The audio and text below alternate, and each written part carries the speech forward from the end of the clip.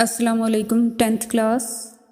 آج ہم سورۃ الاحزاب کا تعارف پڑھیں گے اور اس کے اندر جو مضامین بیان کیے گئے ہیں ان کے بارے میں آپ کو بتایا جائے گا۔ اس صورت میں غزوہ احزاب جو کہ شوال 5 ہجری میں ہوا، غزوہ بنی قریظہ اور حضور صلی اللہ علیہ وآلہ وسلم کے حضرت زینب رضی اللہ تعالی عنہا سے نکاح جیسے اہم تاریخی واقعات بیان کیے گئے ہیں۔ احزاب لفظ حزب کی جمع ہے جس کے معنی ہیں جماعت یا گروہ۔ اس صورت میں ان جماعتوں کا بھی ذکر ہے جنہوں نے مدینہ طیبہ کو چاروں طرف سے گھیر لیا تھا، جن کو روکنے کے لیے حضور صلی اللہ علیہ وآلہ وسلم نے شہر کے گرد خندق کھودنے کا حکم دیا تھا۔ اس واقعہ کو غزوہ خندق بھی کہا جاتا ہے۔ یہ واقعہ شوال کے مہینے میں احد کی لڑائی کے 1 سال بعد یعنی ہجرت کے 5ویں سال میں واقع ہوا تھا، اس لیے اس سورہ کا نام سورہ احزاب ہے۔ سورۃ الاحزاب مدینہ میں نازل ہوئی۔ اس میں 73 آیات اور 9 رکوع ہیں۔ جنگ احد اور جنگ احزاب کے درمیان 2 سال کا زمانہ ہنگاموں اور منافقوں سے نبٹنے کا زمانہ تھا، جس کی وجہ سے حضور صلی اللہ علیہ وآلہ وسلم اور صحابہ کرام کو ایک دن بھی امن اور چین کا نہ ملا تھا، مگر ان 2 سالوں میں نئے مسلم معاشرے کی تعمیر اور دیگر معاملات میں اصلاح کا کام بھی ہوتا رہا۔ ان 2 سالوں میں نکاح اور طلاق کے قوانین تقریباً مکمل ہو گئے، وراثت کا قانون بھی بنا، شراب اور جوئے کو حرام قرار دیا گیا۔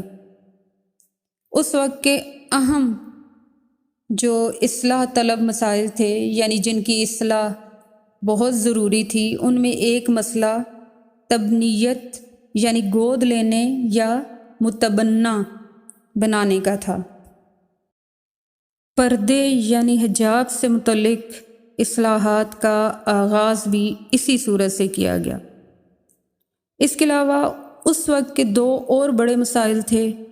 ایک تو حضور صلی اللہ علیہ وآلہ وسلم کی مالی حیثیت کے لحاظ سے تنگ حالی تھا، اور دوسرا 4 بیویوں کی موجودگی میں 5ویں بیوی سے نکاح۔ یہ مسائل تھے جو سورہ احزاب کے نزول کے زمانے میں پیش آئے اور انہی پر اس صورت میں کلام کیا گیا ہے۔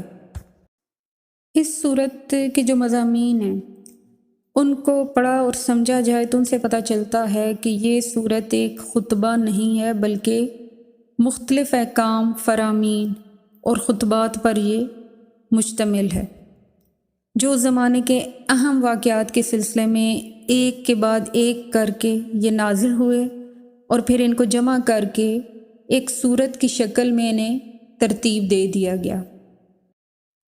اس صورت کے پہلے رکوع کی آیات تبنیت کی رسم کی اصلاح کے لیے نازل ہوئیں۔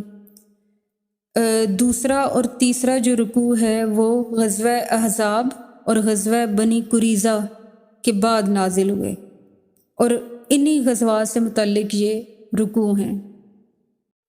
چوتھے رکوع کی آیات کے جو مضامین ہیں وہ پہلے حضور صلی اللہ علیہ وآلہ وسلم کی مالی حیثیت اور پھر پردے یعنی حجاب کے احکام کے بارے میں ہیں، یعنی چوتھے رکوع کے شروع سے لے کر آیت نمبر 35 تک، آیت نمبر 36 سے لے کر آیت نمبر 48 تک کا مضمون حضور صلی اللہ علیہ وآلہ وسلم کے حضرت زینب رضی اللہ تعالی عنہا سے نکاح سے متعلق ہے۔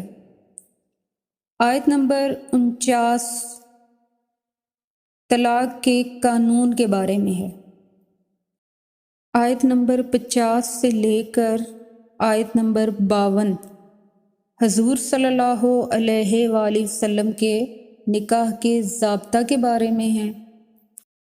آیت نمبر 53 سے لے کر آیت نمبر 55 میں دوسری اصلاحات سے متعلق احکامات بیان کیے گئے ہیں۔ مثلاً حضور صلی اللہ علیہ وآلہ وسلم کے گھروں میں غیر مردوں کے آنے پر پابندی، گھروں میں صرف ازواج مطہرات کے قریبی رشتہ دار آ سکتے ہیں، ملاقات اور دعوت کا ضابطہ، نبی صلی اللہ علیہ وآلہ وسلم کی ازواج دوسرے مسلمانوں کے لیے ماں کی طرح حرام ہیں، اور حضور صلی اللہ علیہ وآلہ وسلم کے بعد ان میں سے کسی کے ساتھ کسی مسلمان کا نکاح نہیں ہو سکتا۔ آیت نمبر 56 سے لے کر آیت نمبر 57 میں ان تمام باتوں پر خبردار کیا گیا ہے جو حضور صلی اللہ علیہ وآلہ وسلم کے نکاح اور آپ صلی اللہ علیہ وآلہ وسلم کی خانگی زندگی پر وہ باتیں کی جا رہی تھیں۔ آیت نمبر 59 میں تمام مسلمان عورتوں کو یہ حکم دیا گیا کہ وہ جب گھروں سے نکلیں کسی ضرورت کے لیے تو چادروں سے اپنے آپ کو ڈھانپ کر نکلیں۔ اس کے بعد کی آیات میں منافقین کی طرف سے پھیلائی جانے والی افواہوں پر سخت لعنت ملامت کی گئی ہے۔ 10th کلاس، یہ سورۃ الاحزاب کا تعارف تھا جو اس ویڈیو میں آپ کو بتایا گیا ہے۔ امید ہے آپ کو سمجھ آ گئی ہوگی۔ پوری توجہ کے ساتھ اسے آپ نے سننا اور سمجھنا ہے۔ اللہ حافظ۔